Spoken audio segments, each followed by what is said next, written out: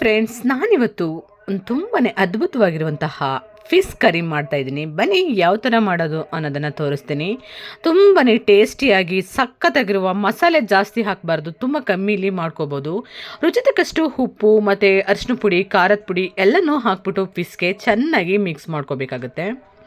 ಅದಕ್ಕೆ ನಾವು ಇದನ್ನೆಲ್ಲ ಹಾಕಿ ಮಿಕ್ಸ್ ಮಾಡೋದ್ರಿಂದ ಅದು ನಾವು ಸಾಂಬಾರಲ್ಲಿ ಜಾಸ್ತಿ ಹೊತ್ತು ಅದನ್ನು ಬೇಯಿಸೋದಿಲ್ಲ ಅಲ್ವಾ. ಸ್ವಲ್ಪ ಹುಣಸೆ ಹುಳಿನ ಮೇಲ್ಗಡೆ ಹಾಕೋತಾ ಇದ್ದೀನಿ. ಇಷ್ಟನ್ನೆಲ್ಲ ಹಾಕ್ಬಿಟ್ಟು ಚೆನ್ನಾಗಿ ಅದನ್ನು ಮಿಕ್ಸ್ ಮಾಡಬೇಕು. ಸ್ವಲ್ಪ ಜಾಸ್ತಿನೇ ನೀವು ಉಪ್ಪನ್ನು ಹಾಕ್ಕೊಳ್ಳಿ. ಆವಾಗ ಸಾಂಬಾರಿಗೆ ನೀವು ಸ್ವಲ್ಪ ಉಪ್ಪನ್ನು ಹಾಕಲೇಬಾರ್ದು. ನೀವು ಇದನ್ನು ಮೀನು ಹಾಕ್ಬಿಟ್ಟು ಆಮೇಲೆ ರುಚಿ ನೋಡಿಬಿಟ್ಟು ಕರೆಕ್ಟಾಗಿದೆ ಅಂತ ಅನಿಸಿದ್ರೆ ಬಿಟ್ಬಿಡಿ, ಇಲ್ಲ ಅಂದರೆ ಉಪ್ಪನ್ನು ಹಾಕೋಬೋದು. ಹಂಗಾಗಿ ನೀವೇನು ಮಾಡಬೇಕು ಅಂದರೆ ಮೀನಿಗೆ ಒಂದು ಸ್ವಲ್ಪ ಜಾಸ್ತಿನೇ ಉಪ್ಪು ಹಾಕಿ ನೀವು ನೆನೆಸಬೇಕು. ಆವಾಗ ನೀವು ಮೀನನ್ನು ಅಂದರೆ ಕರೀಲಿ ನೀವು ತಿನ್ನಬೇಕಾದ್ರೆ ಸೂಪರಾಗಿರುತ್ತೆ. ಇವಾಗ ನಾನು ಟೊಮೊಟೊನ ಕಟ್ ಮಾಡಿ ಒಂದು ಬಾಣಲಿಗೆ ಎಣ್ಣೆನ ಈಗ ಎಣ್ಣೆ ಹಾಕಾದ್ಮೇಲೆ ಇದಕ್ಕೆ ನಾನು ಒಂದೇ ಒಂದು ಏಲಕ್ಕಿ ಕಾಯಿನ ಹಾಕೋತಾ ಇದ್ದೀನಿ. ಒಂದು ಸ್ವಲ್ಪ ಚಕ್ಕೆ, ಜಾಸ್ತಿ ಹಾಕಕ್ಕೆ ಹೋಗ್ಬಿಡಿ, ತುಂಬ ಅದೇ ಫ್ಲೇವರ್ ಇರುತ್ತೆ, ಚೆನ್ನಾಗಿರಲ್ಲ. ಮತ್ತು ಇದಕ್ಕೆ ಒಂದೆರಡು ಲವಂಗ, ಅದನ್ನು ಅಷ್ಟೇ ಜಾಸ್ತಿ ಏನು ಹಾಕಕ್ಕೆ ಹೋಗ್ಬಿಡಿ. ಮೀನು ಸಾಂಬಾರಿಗೆ ನಾವು ಚಕ್ಕೆ ಲವಂಗ ಹಾಕ್ತು ಅಂದರೆ ಚೆನ್ನಾಗಿರಲ್ಲ, ತುಂಬ ಒಂಥರ ಟೇಸ್ಟ್ ಚೇಂಜ್ ಆಗಿಬಿಡುತ್ತೆ. ಸ್ವಲ್ಪ ಬೆಳ್ಳುಳ್ಳಿ, ಸ್ವಲ್ಪ ಈರುಳ್ಳಿ, ಅಷ್ಟನ್ನೇ ಹಾಕ್ಬಿಟ್ಟು ಒಂದು ಟೊಮೊಟೊನ ಕಟ್ ಮಾಡಿ 2 ಟೊಮೊಟೊನ ನಾನು ಹಾಕ್ಕೊಂಡಿದ್ದೀನಿ.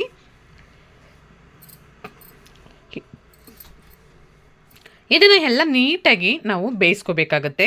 ನೀಟಾಗಿ ಬೇಯಿಸ್ಕೊಳ್ಳೋಣ, ಚೆನ್ನಾಗಿರುತ್ತೆ. ಒಂದು ಸಲ ನೀವು ಈ ಥರ ಟ್ರೈ ಮಾಡಿ ನೋಡಿ, ತುಂಬ ಚೆನ್ನಾಗಿರುತ್ತೆ. ಈಗ ನಾನು ಹಾಕಿರುವಂತಹ ಈಗ ರೆಡಿ ಆಗಿರುವಂತಹ ಮಸಾಲೆಗೆ ಆರಿದೆ, ಮಿಕ್ಸಿಗೆ ಹಾಕ್ಕೊಂಡು ಜಾರ್ಗೆ ಹಾಕ್ಕೊಂಡು ಮಿಕ್ಸಿಲಿ ರುಬ್ಕೊಳ್ಳೋಣ. ಈಗ ನೋಡಿ, ಸ್ವಲ್ಪ 2 ಸ್ಪೂನಷ್ಟು ಧನಿಯಾನ ಹಾಕ್ಕೊಂಡಿದ್ದೀನಿ, ಧನಿಯಾ ಪೌಡ್ರನ್ನ ಹಾಕ್ಕೊಂಡು ರುಬ್ಕೊತಾ ಇದ್ದೀನಿ. ಇಲ್ಲಿ ನಾನು ಸಾಸಿವೆ ಹಾಕ್ಕೊಂಡಿದ್ದೀನಿ.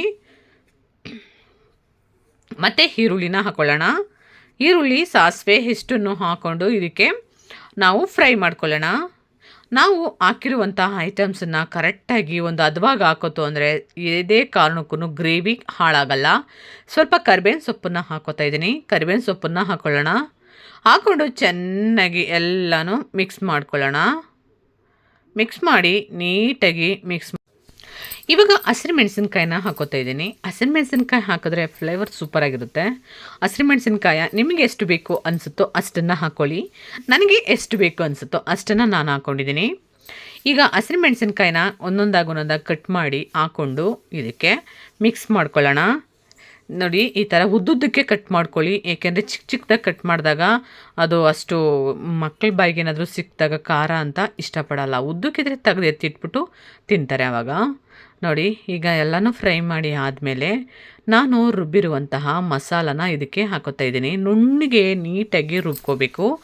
ಈಗ ರುಬ್ಬಿರುವಂತಹ ಮಸಾಲನ ಹಾಕ್ಕೊಂಡು ಚೆನ್ನಾಗಿ ಅದನ್ನು ಫ್ರೈ ಮಾಡಿ. ನಾವು ಮೊದಲೇ ಮಸಾಲನ ಫ್ರೈ ಮಾಡಿರೋದ್ರಿಂದ ಜಾಸ್ತಿ ಹೊತ್ತು ಫ್ರೈ ಮಾಡೋ ಅವಶ್ಯಕತೆ ಇಲ್ಲ.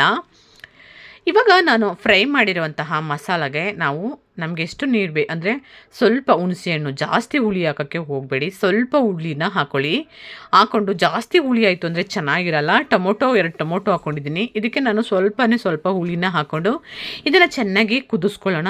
ಎಷ್ಟು ಚೆನ್ನಾಗಿ ತುಂಬ ಚೆನ್ನಾಗಿ ಕುದಿಸ್ಕೋಬೇಕಾಗತ್ತೆ.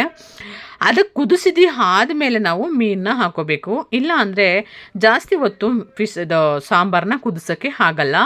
ಹಂಗಾಗಿ ನೀವು ಹುಳಿ, ಉಪ್ಪು, ಖಾರ ಎಲ್ಲ ಕರೆಕ್ಟಾಗಿದೆಯಾ ಅಂತ ನೋಡಿಬಿಟ್ಟು ಉಪ್ಪು ಖಾರ ಹುಳಿ ಎಲ್ಲ ಕರೆಕ್ಟಾಗಿದೆ ಅಂತ ಅನಿಸಿದ್ರೆ ನಾವು ಅದನ್ನು ಚೆನ್ನಾಗಿ ಕುದಿಸ್ಕೋಬೇಕು. ಕುದ್ದ ಆದಮೇಲೆ ನಾವು ಅದಕ್ಕೆ ಮೀನನ್ನ ಹಾಕೋಬೇಕಾಗುತ್ತೆ. ನೋಡಿ, ಈಗ ನಾನು ಕರಿ ಎಲ್ಲ ನೀಟಾಗಿ ಕುದ್ದಿದೆ. ಆ ಕರಿ ಒಳಗಡೆ ನಾನು ಇವಾಗ ಮೀನನ್ನು ಹಾಕೋತಾ ಇದ್ದೀನಿ. ಈಗ ನಾನು ಆ ಕರಿ ಒಳಗಡೆ ಮೀನನ್ನ ಹಾಕ್ಕೊಂಡು ಚೆನ್ನಾಗಿ ಅದನ್ನ ಗ್ಯಾಸ್ನ ಸ್ಲೋವಲ್ಲೇ ಇಟ್ಕೊಂಡು ನಾವು ಹಾಕ್ಕೊಳ್ಳೋಣ. ಆಮೇಲೆ ಸ್ವಲ್ಪ ಗ್ಯಾಸ್ನ ಫಾಸ್ಟಲ್ಲಿ ಇಟ್ಕೊಂಡು ಒಂದು ಕುದಿಸ್ಬಿಟ್ಟು ಗ್ಯಾಸ್ನ ಆಫ್ ಮಾಡ್ಕೋಬೇಕು. ಇಲ್ಲಾಂದರೆ ಮೀನೆಲ್ಲ ಕಲಸ್ಕೊಂಡ್ಬಿಡ್ತವೆ. ಅದು ಕರಿ ಆಗಿರೋದ್ರಿಂದ ಪೂರ್ತಿ ಫಿಶ್ಗಳೆಲ್ಲ ಮುಳುಗಲ್ಲ, ಸ್ವಲ್ಪ ಮೇಲ್ಮೇಲೆ ಇರುತ್ತೆ. ಹಾಗಾಗಿ ನೀವೇನು ಮಾಡಿ ಉಲ್ಟಾ ಮಾಡಿ ಬೇಯಿಸ್ಕೋಬೇಕಾಗುತ್ತೆ. ನೋಡಿ ನಾವು ಎಲ್ಲ ನೆನೆಸಿರುವಂತಹ ಮೀನುಗಳನ್ನೆಲ್ಲನೂ ಹಾಕಿದ್ದೀನಿ. ಇದರಲ್ಲಿ 3/4% ಹುಳಿ ಉಪ್ಪು ಖಾರ ಎಲ್ಲ ಮೀನು ಹಿಡ್ಕೊಂಡಿದೆ, ಚೆನ್ನಾಗಿ ಎಳ್ಕೊಂಡಿದೆ. ಈಗ ನಾವು ಅದನ್ನು ನೀಟಾಗಿ ಅದನ್ನು ಬೇಯಿಸಬೇಕು ಅಷ್ಟೇ. ಅಂದರೆ ಜಾಸ್ತಿ ಹೊತ್ತು ನಾವು ಚಿಕನ್ ಮಟನ್ ಬೇಯಿಸೋ ಥರ ಮೀನನ್ನ ಬೇಯಿಸೋಕ್ಕೆ ಹೋಗಬಾರ್ದು. ಇದನ್ನು ನಾವೀಗ ಗ್ಯಾಸನ್ನು ಫಾಸ್ಟಲ್ಲಿ ಇಟ್ಬಿಟ್ಟು ನಾನು ಒಂದು ಕುದಿಸ್ಕೊತೀನಿ ಅಷ್ಟೇ. ಅದಾದಮೇಲೆ ಅದನ್ನು ಅಂದರೆ ನಾವು ನಿಮ್ಗೇನಾದ್ರೂ ಇಲ್ಲ ನಾನು ಇನ್ನೊಂದು ಸ್ವಲ್ಪ ಸಾಂಬಾರನ್ನ ಕುದಿಸ್ಬೇಕು ಏನು ಮಾಡೋದು ಇವಾಗ ಅನ್ನೋಂಥದ್ದು ನಿಮ್ಗೆ ಅನಿಸಿದ್ರೆ ಏನು ಮಾಡಿ ಅಂದರೆ ನೀವು ಮೀನೆಲ್ಲನೂ ನೀಟಾಗಿ ಒಂದೊಂದಾಗಿ ತೆಗೆದು ಎತ್ತಿಟ್ಕೊಂಬಿಡಿ. ಇಟ್ಕೊಂಬಿಟ್ಟು ಆ ಕರಿ ಇರುತ್ತಲ್ಲ ಆ ಬರೀ ಕರಿ ಮಾತ್ರ ನೀಟಾಗಿ ಕುದಿಸ್ಕೊಳ್ಳಿ. ತುಂಬಾ ನೀಟಾಗಿ ಕುದಿಸ್ಕೋಬೇಕು ಅಂತ ಅನಿಸಿದ್ರೆ ಕುದಿಸ್ಕೋಬೋದು. ಈ ಥರ ನಾವು ಮೀನು ಸಾಂಬಾರನ್ನ ಮಾಡಿದ್ರೆ ಯಾರೇ ತಿನ್ನಲ್ಲ ನನಗಿಷ್ಟನೇ ಇಲ್ಲ ಮೀನು ಸಾಂಬಾರು ಅನ್ನೋರು ಸಹ ತಿಂತಾರೆ.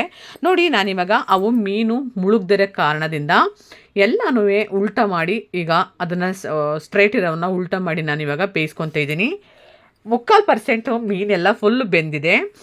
ಈಗ ಬೆಂದಿರುವಂತಹ ಮೀನು ಅದ್ಭುತವಾಗಿರುತ್ತೆ, ಸೂಪರಾಗಿರುತ್ತೆ. ನೋಡಿ ಎಲ್ಲ ನೀಟಾಗಿ ಬೆಂದಿದೆ.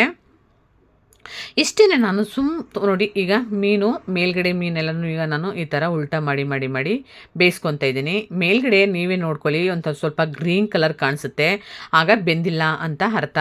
ಫುಲ್ಲು ವೈಟ್ ಆಗುತ್ತಲ್ಲ ಆಗ ಬೆಂದಿದೆ ಅಂತ ಅರ್ಥ. ನಿಮಗೆ ಗೊತ್ತಾಗುತ್ತೆ ಆವಾಗ ಬೆಂದಿಲ್ಲ ಅನ್ನೋದು.